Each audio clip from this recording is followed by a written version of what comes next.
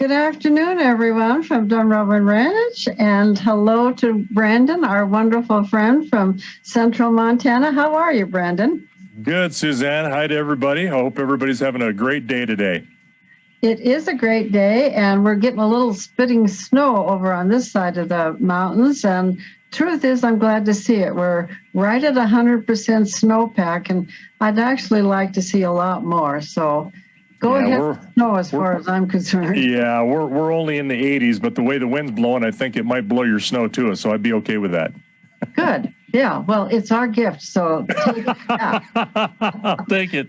Yeah. Well, today Brandon has something that I'm really curious about. You're going to talk about cleaning cattle guards, if I'm correct. Yeah. Is that right? Yeah, that's right. And I don't know much about cattle guards, and I have a lot of questions. So I'm going to be anxious to see this video and have an opportunity to talk with you about it on the far side. Well, sounds good. Okay. Thanks a lot, Brendan. I'll go ahead, James, and roll.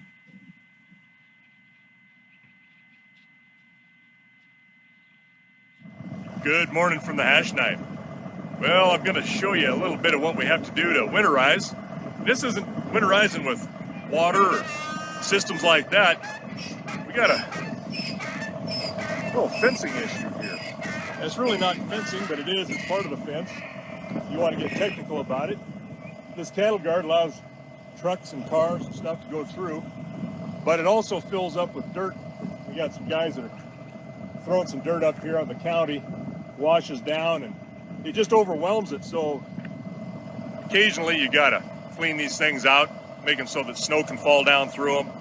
And we've had issues like that before. We probably talk about someday, but that's on today's agenda this morning anyway. So we got to take the beast here, lift this thing up, and I got some barricades to put up because people don't watch when they drive, believe it or not. That old muscle memory, and I know where I'm going and what I got to do, and I'm just going to get there. So I got to stick a couple of roadblocks up, open a gate so people can pass through. So hang around with us. Welcome, everybody. This is Kalen, and instead of having you listen to the constant wind and the creaking and squeaking and rattling of the John Deere tractor that we've got, I'm actually going to do a voiceover for some of these not episodes, but segments. And all I've done is I've taken a lot of the footage that Dad sent me and I've multiplied it in speed by 2.5%. And here we go. So right now he's honestly just hooking the trailer or the bucket up to the cattle guard, and he's going to use that using those chains. And those chains are good and everything, but if you'll notice, the one thing that he's doing that's a little dangerous is in front of that bucket right now with the vehicle going, the tractor going. But he does have it in park and everything, but that's a risk that he's kind of taking right now because when something moves, you can't get your feet out of those cattle guard slits very easily. So he's definitely taking a risk putting himself in front of that bucket, but he's doing what he's got to do because he doesn't have any help on this particular instance. So otherwise it'd be me and maybe my brother helping get some of the stuff chained up and done, and things would be getting done quicker. But anyway, what he's going to do is he's going to take this, since he's got it all hooked up, and slowly pull up. And again, we're going at 2.5 times the rate that we normally would because I've just taken the video and gone faster with it. But going nice and easy picking it up. And now that he's gotten it out of the bunker, he's just going to back up and he's going to park it off to the side.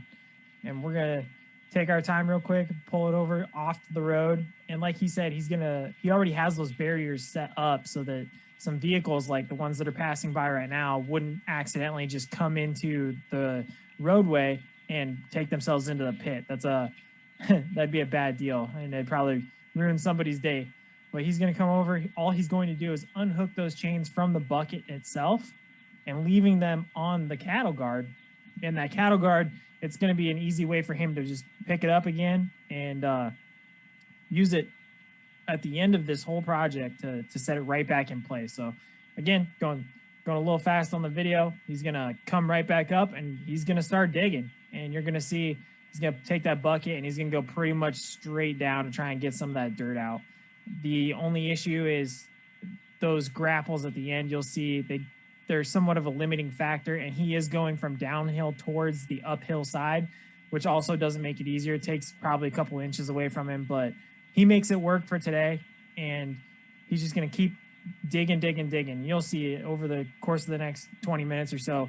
He takes small chunks and takes the dirt and moves it to the side, and then he just puts it away, and he'll keep going back and forth, and continue this whole process until he's done. Now, if you want to get past some of this stuff, you're not really interested in seeing the bucket, I recommend getting somewhere, I'm looking on my timeline here, somewhere around the 12-minute range. You should be able to see him talk again. But like I said, up until then, I'll just kind of voice over for what's going on with the bucket and what he's doing to get this all knocked out. So he's going to go over that opposite side now. You'll see that those big triangles have been separated from the cattle guard prior to him pulling it out. And that's what allowed him to actually pull it off the ground. But he's getting as close as he can to that triangle without actually hitting it, because that triangle does provide some security. Because if you see the closest one to us, it's got some cow panel up against it that keeps the animals, the horses and the cows together, from going underneath that triangle and completely bypassing the cattle guard. Now, if you've never seen a cattle guard before, you might be asking, well, what's the purpose of this? Well, Dad already did explain it a little bit, and it's to allow vehicles to travel through while still maintaining a fence. But at the same time, it leaves a giant gap within the fence itself. And what it will actually do is it allows the vehicles to continue to go through, but because there are slits in between the metal pieces that allow the vehicles to travel over the top, the animals see those slits and they will not walk across it. And the reason why he, again, is going to be using this whole day to clean it and get rid of it is because if it gets filled with snow or ice over the next few months as we go into winter, those animals might think about going across. And we actually had an incident a couple of years ago where a horse did go across because the local county crew filled in the cattle guard and the horse did not see it. Somehow he managed to get across to the other side, and then when he came back, he broke his leg and we had to euthanize him. So that's why we do it, is because this has real-term consequences. When the animals can't see it, we end up paying the cost in terms of finances, but they pay the cost in terms of their lives, and we don't want that. It's a deterrent to keep them from going across the fence. It's not supposed to be a life-threatening manner. So again, he's going to keep digging this. He's getting really some big chunks out of it, and if you'll see, being really careful. He's going up against that concrete barrier, but he's not trying to scrape it or anything like that. And he's going very slow. Again, we're going 2.5 times the speed it normally is. And part of that's because we're using hydraulics, right? So hydraulics, really, they need to be feathered, kind of taken care of. You start jerking that stuff around. That's how you blow hoses, you blow joints. And then it's just overall, it's harder on your equipment. So now he's going to park this and he's going to come out. He's looking at it, kind of taking an idea of what he needs to get done, and he's going to start clearing off that top part of the barrier, which you can kind of see closest to us. And he's going to take that and just start pulling it across. And you can see it. After that, he kind of cleared it, got it loosened up, really is what he did. And so he's going to try it from the other end. People might be going, is this reverse? Nope, it is going forwards in terms of the film. What he is doing is he's just backing up because it actually tends to be more efficient rather than turning that giant John Deere tractor around in that tight space. So he's just you'll see over the next few segments, he goes back and forth the same direction, just uses reverse and forwards, that's all. But you'll see those grapples to the left there, they're getting really close to that dirt, and it does make it a little more difficult to be able to get that bucket deeper in there. But he somehow manages to make it work, especially with no spotters. It's really hard to do. If we've got typically a spotter down there giving you hand signals, it makes this a whole lot faster and a whole lot easier. But Dad managed to do it all by himself. It's not that he doesn't have the ability to do it. It just, like I said, makes it far more difficult than it really needs to be. So he's going to take this pile of dirt. I'm not sure what he did with the dirt. That might be a question I could ask him one of these days, but he did not take the dirt. I don't know what he did. If it's in a pile or if it's in, he's dumping it in a trailer of some sort or something like that, because we do use this topsoil, believe it or not, for other things, small projects, particularly my mother's projects with some of the windbreaks and stuff that she has ideas with, because if you can't tell, there's a lot of wind where we come from. So making windbreaks with shrubs, trees, plants, and stuff like that is actually very helpful. So using this sometimes is kind of a godsend in a way. But yeah, again, he's on this closest one. You'll see he's getting really close to that triangle, trying to keep it's both a brace and a deterrent, like I said, but he's getting really close to it, and he's keeping an eye on it. He's got that big open windshield in the cab of the tractor that he's able to look at, and he's able to get a good idea of where he's at and everything. And that's why he's also able to get so deep. Some people might go, well, that's not very impressive. He's not getting a lot with each bite. And then anybody who's handled tractors like this, you might be surprised to be like, oh yeah, that's a pretty good bite. Especially because if you think about it, when it comes to using these big buckets, it's actually, in a weird way, it's like using if you're used to using your fine motor skills with your fingers, and you can take your thumb and touch your pinky, and you can pick up very small things, and you have great control over it, then you go to using a hook, it's really hard. But there's going to be a car that comes across here, so somebody came up. Yep, there they go. And Dad stopped him and said, hey, I got the road blocked off. I opened the gate, so go ahead and take that way. And people might go, well, why do you have a cattle guard and a gate? Well, the gate's actually for when we're moving cattle. It allows us to bypass the cattle guard. So the cows know they can't go over the cattle guard, but we can pull them with using the goodies and stuff across that gate, and it gets us from one pasture to another, because in this particular instance is an open range pasture with a county road easement going through it. So that's why it's so important for that cattle guard to be there, because it's got to allow the traffic, but we still need to keep our cattle taken care of. But like I said, you're looking at this bucket here, and he's going real slow, taking it nice and easy. And again, those fine motor skills versus those gross motor skills, it's like taking, those fine motor skills of touching your fingers and being able to pick up a ring or a small washer or something, right? And then all of a sudden you no longer have that. You have either a dummy hand, or you have a hook of some sort, and suddenly you have to pick up that same ring. It's a different process, and you got to be really careful, be nice and easy about it, and then figure it out. But yeah, here he goes. Again, he's going to take it from the opposite direction again. So he started on this side, went to the other side. Now he's going back, just trying to get a bunch of that dirt taken out as much as possible, because each side that he goes, he continues to take a little bit out of it and also push it to the other side. So he's just trying to get some of that leftover, so to speak, and he's going to get a nice little bite there. Not impressive, but it works. And with that, it looks like Dad's going to talk again here in the next segment, so I'll hold on. Well, this is where I got to do a little bit of shovel work. We're not going to get it all, but I want to get deep enough in the center there where I can clean off the sides, smooth it out, call it good. Yeah, so as he said, he's going to just clean off some of that part on the barrier, make sure he gets that nice and clear, nice and easy and crisp, not only so he can see it, but then also the cattle guard can kind of settle into it.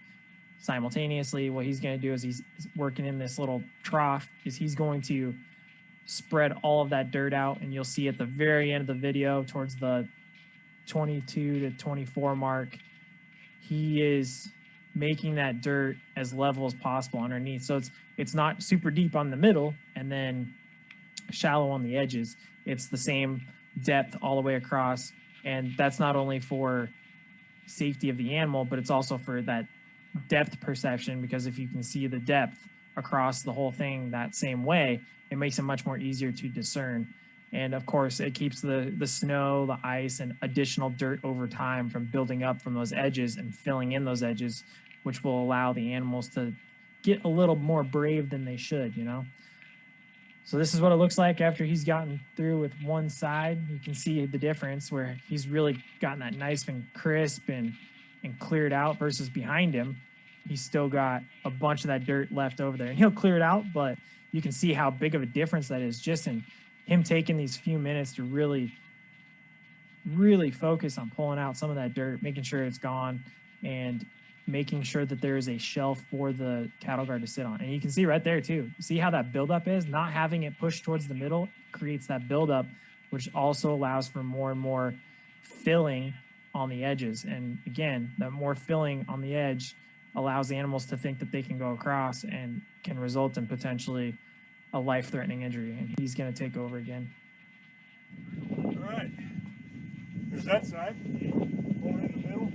Clean this up. Cement base. These are Jersey barriers. Have a place for this to set. And then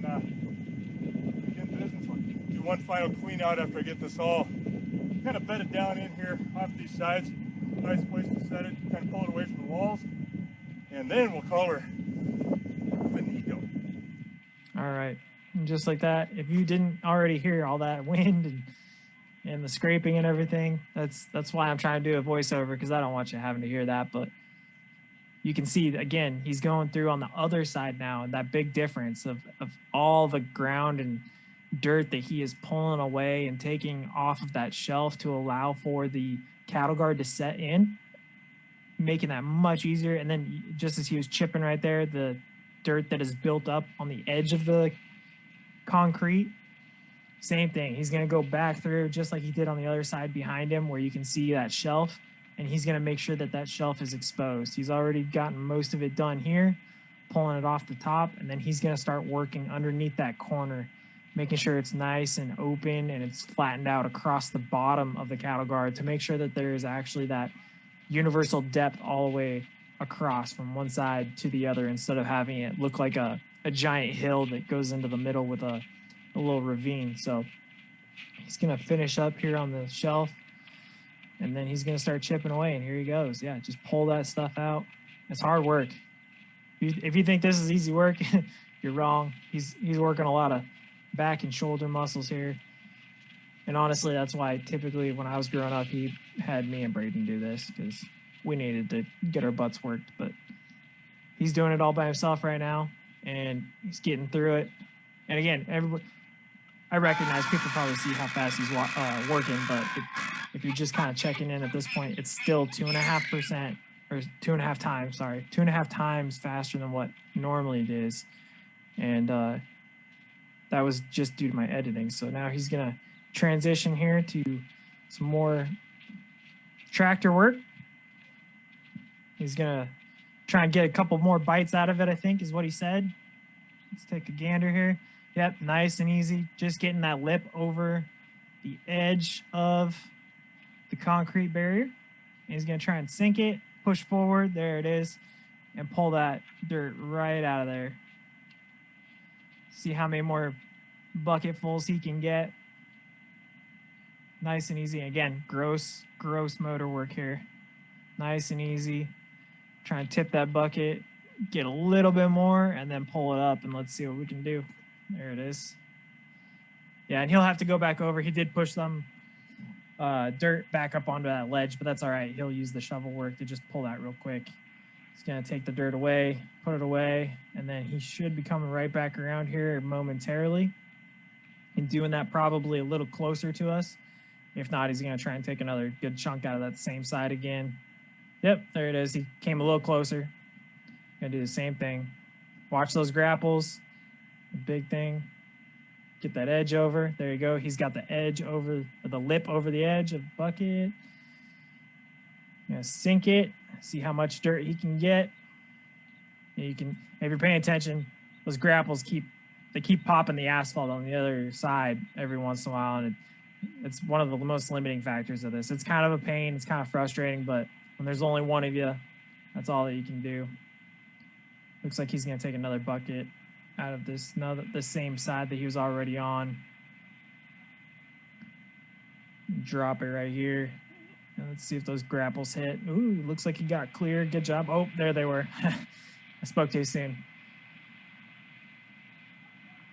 Just going nice and easy. Nice and easy. So that's the next worst thing, is he gets himself stuck in there, and then he's got to figure out a way to get the tractor out. Now, using the bucket, you can probably push yourself out, but there are times where you might get yourself in enough of a bind that doesn't work, and you got to go get some help. So still just taking his time. This is one of those things where slow is smooth and smooth is fast. You know, take your time, because if you get in a hurry, then it's just going to cause more issues and make you do this a whole lot longer than you want to be doing it. He's going to take one more chunk out of this very edge here closest to us. And he's going to try and get up to that barrier on the other side. Take a good bucket full. That looks like a good bite right there.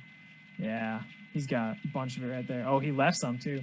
I think he did that on purpose, honestly, seeing how he did that. And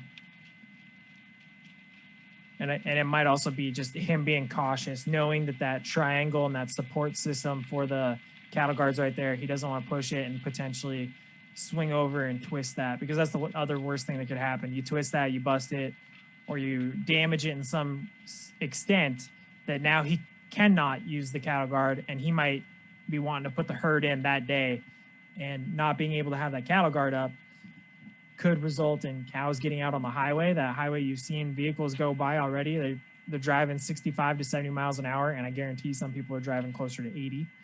And they might be easy to discern right now, but as soon as it gets dark out, totally different atmosphere, and getting your animals hit on the highway like that, you have nobody to blame but yourself at that extent. So now I think he's lining up to the cattle guard. He's going to get himself set in. He's probably going to start hooking her up, probably. We'll see here. Transition. Yeah, he's coming around. So he's getting it prepped. He didn't hook it up, but he's getting himself prepped because he knows it's next. He's going to do that one last sweep, go across. And again, he was working that other edge. So he's going to go back over that, make sure it's clear. Just doing some quick cleanup stuff.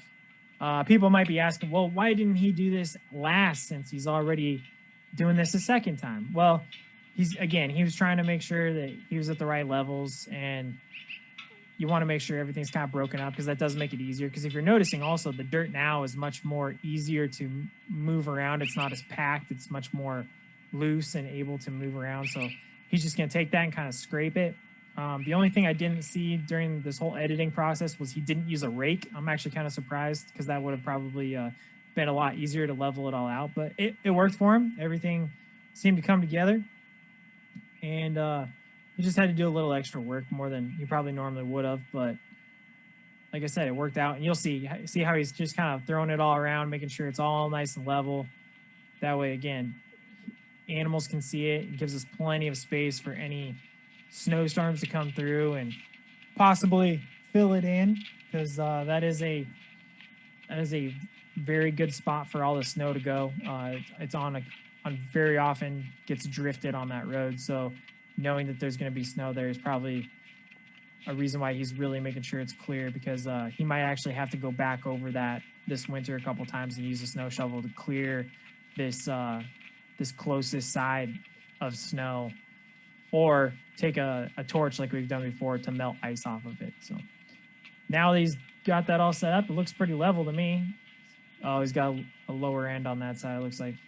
So just kind of spreading it out, making sure it looks good, walking over it, making sure there's nothing that he can do a little bit better. Just quick checks. Yeah, it looks pretty good. Breaking up that stuff right there on the edge so that it makes it easier for anything going underneath. Well, we don't want to dig too deep, because I want these barriers to have a really nice solid base in which to sit so nothing moves. You don't want to start disturbing that foundation. So this is as far deep as I'm going to go. It's probably a good 1.5 feet from the top of the cattle guard down to the bottom there. And this ground will settle a little bit, so it'll drop down a couple more inches, but now it's time to set her back. Yeah, and like he said, really the important part is he doesn't want to go too deep, because then he can potentially mess up the integrity of those barriers, and that's the important part too. So he's already hooked up the chains off camera, and now he's bringing it over. Now this is the hard part. Normally we'd grab one or two of us and put some chains on the corners, the opposite corners, and we'd help guide it in, so he could just kind of drop it, and we could use the chains or the ropes to help maneuver it so it just quickly drops right into the slot that he needs. But again, Dad's doing this all on his own right now, so he's going to use a little bit of finesse, using those gross motor skills in the cab, a good pair of eyeballs, and then he's going to drop it in. He gets it really close on this first shot, but then he decides to redo it here shortly, and you'll see. But for the most part, that's cleaning the cattle guard. Now we've got 3 of these, and he did clean out the other 2, but this is really the overall process that it takes for cleaning out a cattle guard. And as you can see, this is probably 25 minutes of film. A lot of it is 2.5 times faster than it is in real life. And of course, he's doing other things that are off camera and then push and record when it's necessary. So if you can imagine, this takes, an an hour or so in real time on just this footage, then you can definitely guarantee that it'll take much longer than that in real life with everything involved. So with that, thanks for joining us all, and he'll share some last thoughts as we finish out this video.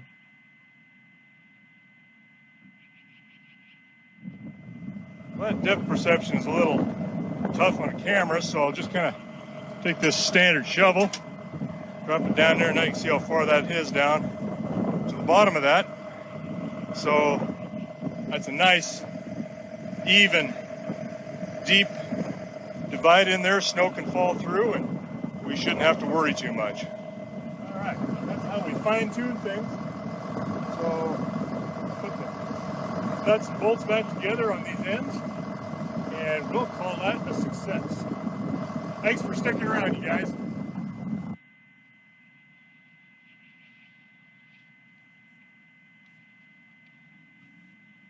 Brandon, again, another wonderful episode that brings up all kinds of questions in my mind. First of all, I want to compliment you and Kalen. That was really fun having his voiceover. That was terrific. Well, I think you're trying to tell me something. If we could just get now somebody else's face on there too, we'd be 100%.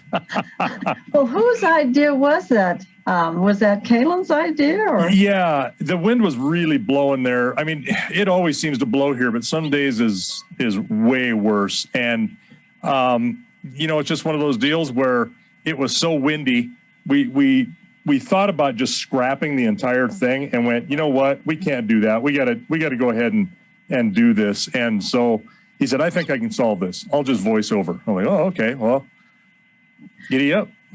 Yeah. Well, people were saying that he has a lovely voice, and he also really, it shows his experience, that his voiceover was, you know, reflective of his own experience in doing that, and the experience of helping and recognizing how much more difficult it is to do alone.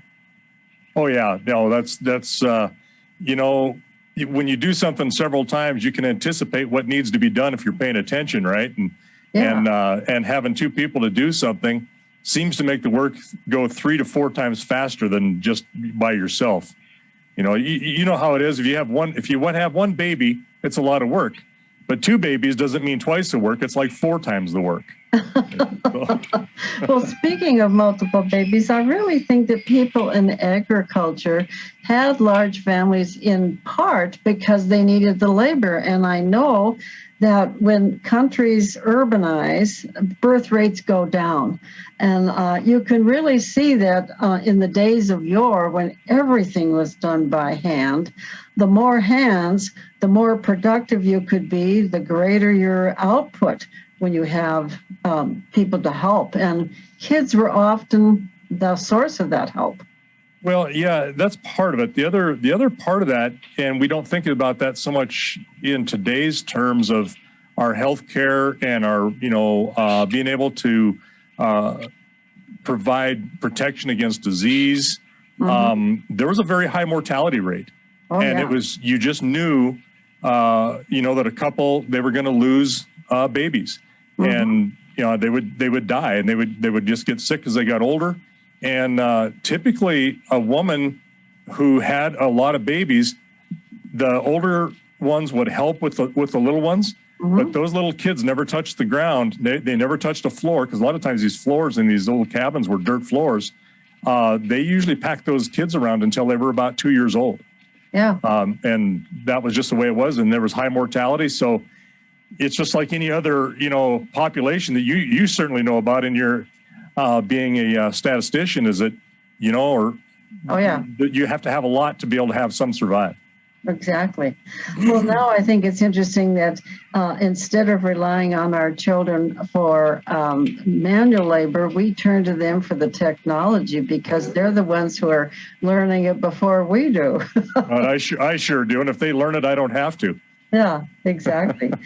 Well, I wanted to ask you about the spacing on the cattle guards, the spacing between the bars. 2 things on my mind. First of all, is there any variation, or is there a set spacing that all cattle guards have? Generally, no. It's pretty close. It depends on who's building them. Some of them are made like that one out of pipe. Some of them are made out of kind of a trapezoid shaped tube, which will still shed some snow. Some of them, and they're not really great, they're good to drive over, are made with little small I-beam, and they're flat, so they don't shed snow very well. But, generally you're looking around, 4 to 5 inches of space between the bars.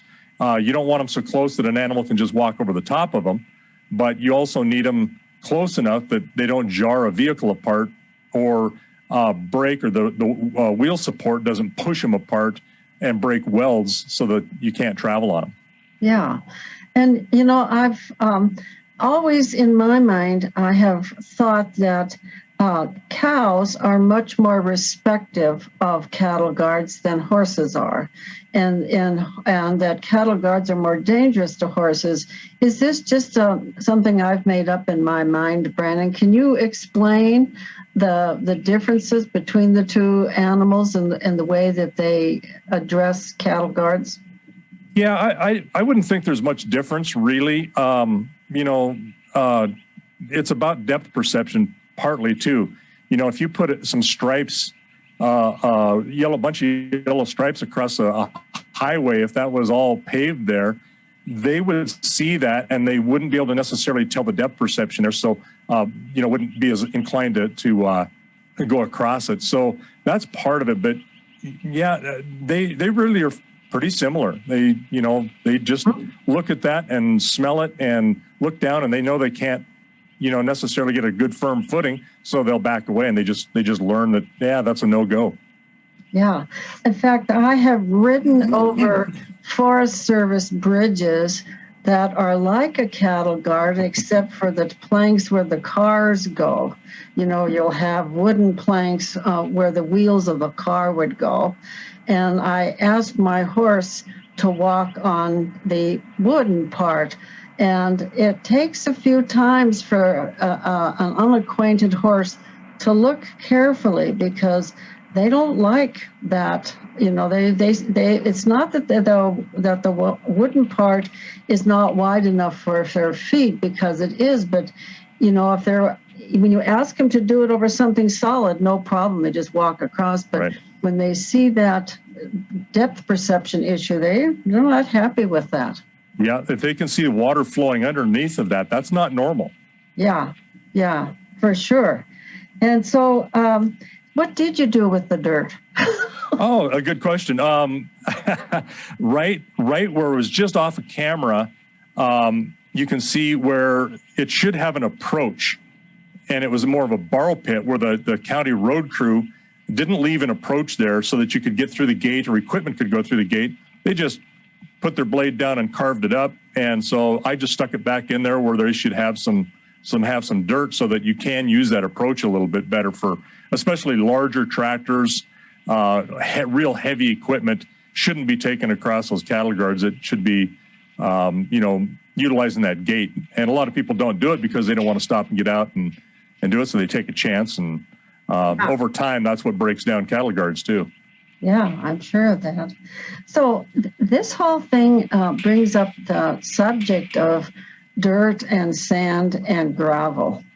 And it isn't until you live on a dirt road and maintain a dirt road that you have a fine distinction for the three different items, and even different kinds of gravel, because of roads. You want certain kinds of mixes.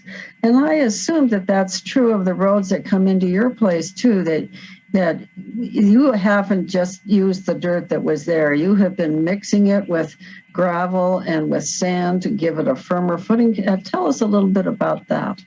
Well, actually, that's a county road. And so the county doesn't, we're a very poor county, or, very sparsely populated. So that's all tax money that goes into that. And so they really don't do much unless there's a spot that's very soft. And then they'll take mostly it's native gravel right there, or it's not even gravel. That's all sandstone and dirt.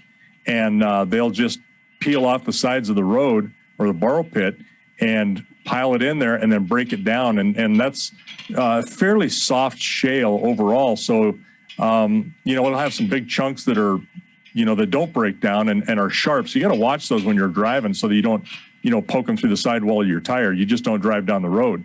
So that's mostly all native type of materials. And in this country, it's mostly sandstone, especially on that road. That's called South Sand Road.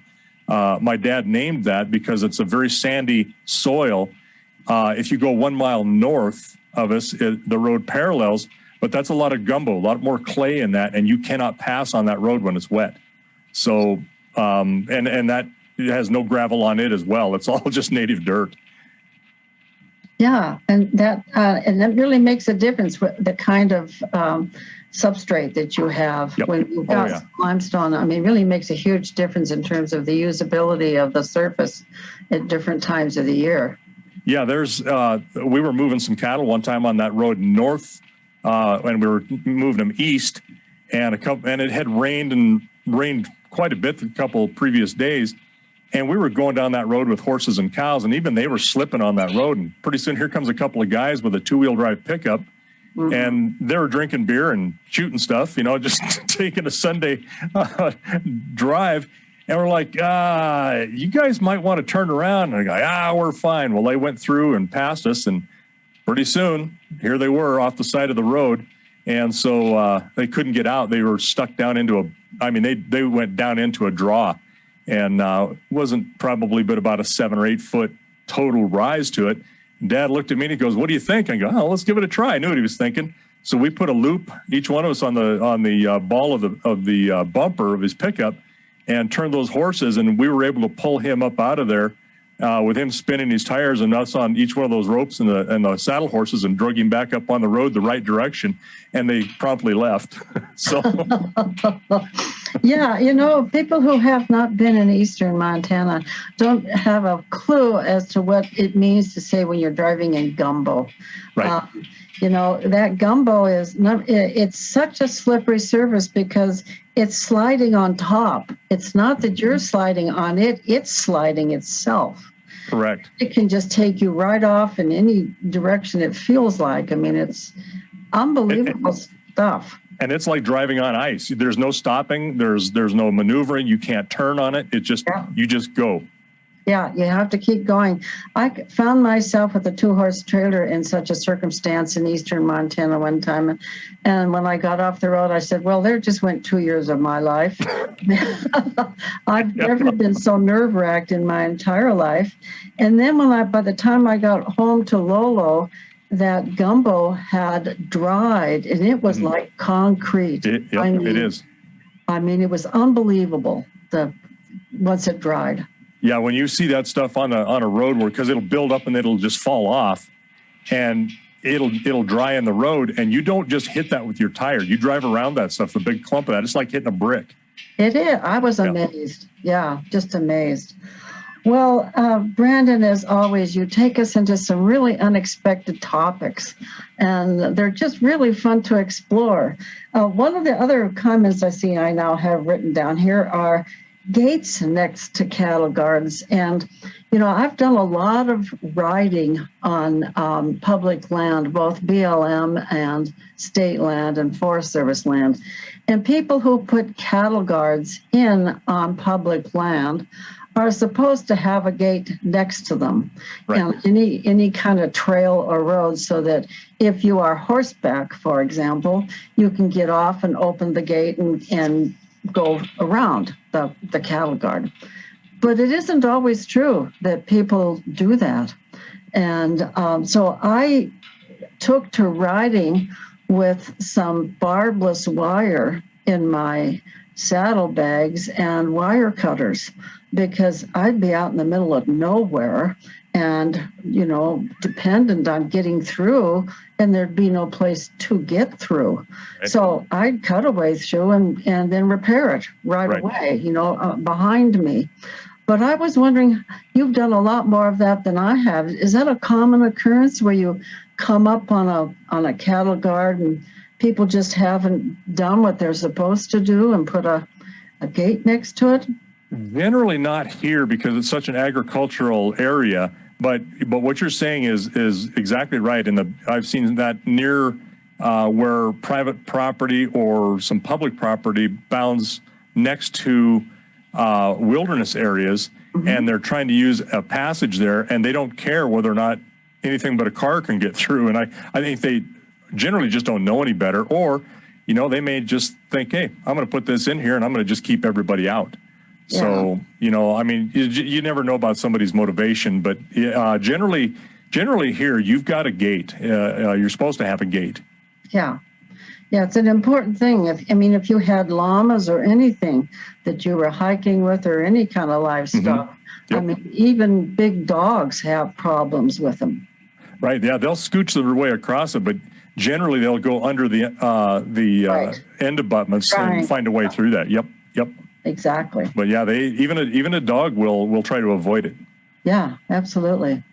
Well, Brandon, again, I really want to thank you for joining us each week. And I wanted to let people know that from here on, we're going to meet half an hour earlier. You can see Brandon again next week at 1 o'clock on Tuesday instead of 1:30. And I'm always anxious to hear from you, Brandon. You always bring something so interesting to our attention. Well, this time of year, there's not a lot of animal stuff that we're doing. It's just maintaining and to be showing you the same old thing. So we're throwing stuff in there for some maintenance and some stuff that we did just before. Like that was last fall that I did that. And we had that waiting for you for some of the slower time too. So that's why you see me grow a beard or not grow a beard every week. Well, we really appreciate this because it really makes the wholeness, the fullness of the lives that you live out there and all that's involved. And, it's the kind of things that people who don't live out there have no idea that you're having to do. Oh, yeah. No, it's just that's kind of what you have to do, and you do it as you need to. So and you know what, we're required to do that. That is something that is our responsibility, even though you can have issues with, somebody using a piece of equipment and, putting a bunch of snow in there. Mm-hmm. It's still up to you to make sure that your cattle guards are clean. And that's, because the county can't possibly do all of them. And I don't think they should. It's the landowner that should do it. But you'd kind of like a little bit of help where you don't need it. Oh, I know. The snowplow comes through, and yeah, believe me, in Alaska, where we lived with snow for 8 months of the year, you could come out and find your car buried by the snowblower, by the snowplow. Yeah, hey, they got a job to do, and nothing's going to slow them down, right? That's right. That's right. Okay, well, Brendan, thank you so much, and have a great week, and we'll see you next week. Absolutely. We'll see you guys. Bye-bye. Thanks a lot.